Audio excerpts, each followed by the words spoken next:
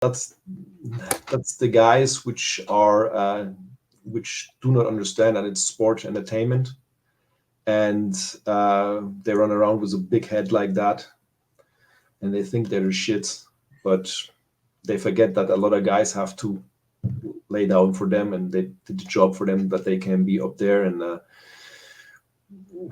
guys who don't give autographs to little children or talk shit about everybody, shit stirring backstage politics, and using their power and stuff like that.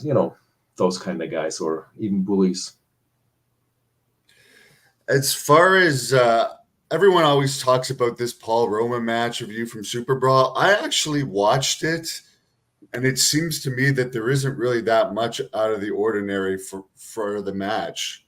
Seems well, actually, if you don't know about all the history, it's a normal match, I would say. It's a long time ago, and the thing is that I was able to showcase much more. I mean, and that the WCW office knew what I'm able to do in the ring.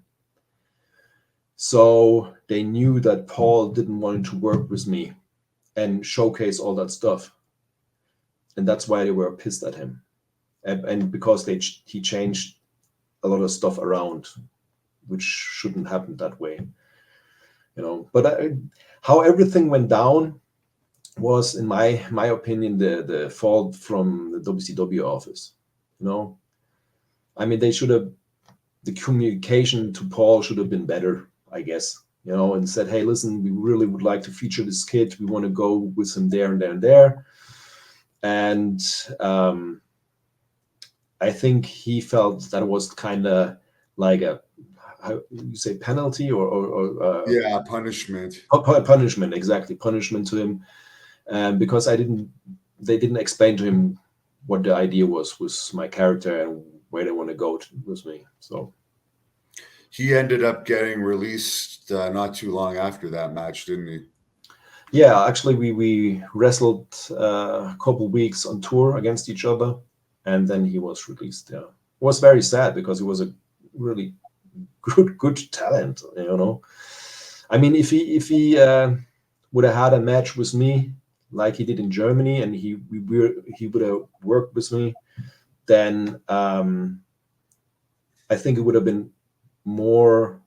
It would have been, first of all, better for his career, also for my career, and I think that WCW office would have been thankful to him that he helped me move up, and then he could have had a sit down with the WCW office and said, hey, listen, that was not good for me. Why did you do that? And stuff like that. That would have been more professional, I think. But it doesn't matter. It's like over 20 years ago, and there's no I guess because of a few websites did little videos about it. It's been talked about more recently.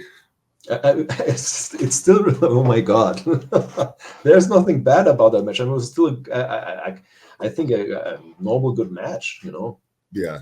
And it didn't really seem that stiff, like for the people that were saying, like, why you weren't fighting back or anything. It wasn't like he really shot on you or anything in that match. No. He just worked solid. And like I said, I was used to working solid. I mean, that's how I wrestled anyway. And why I didn't fight back? I mean, I knew something was wrong in the match because we had talked over different stuff. But I was 18 years old. I was at the first year in WCW, and like I said, I was brought up in the business like you respect the veterans, you respect your trainers, respect the promoters, and that's what I did. For me, my first goal was just to have a good match and to entertain the people. That's what I wanted to do. I was, all the backstage politics and stuff like that, it didn't interest me. I just wanted to perform in the ring. I mean, 18 years old, that's, you don't have your mind and stuff like that. Oh, if you do this and this, what's going to happen to your career? It didn't matter to me. I just was happy to be there. And after the match, of course, the management came up to me and said, hey, listen, if that's going to happen again, you have to look out for yourself. And from that moment on, I knew, okay, it's okay if I fight back in a professional way. And that's what I kept doing then forward on. Do you think they released him just because he was like a mid-card guy, and it's like they don't want people at that level giving them problems and not doing necessarily? I really don't know. I mean, I didn't know Paul at that time that well.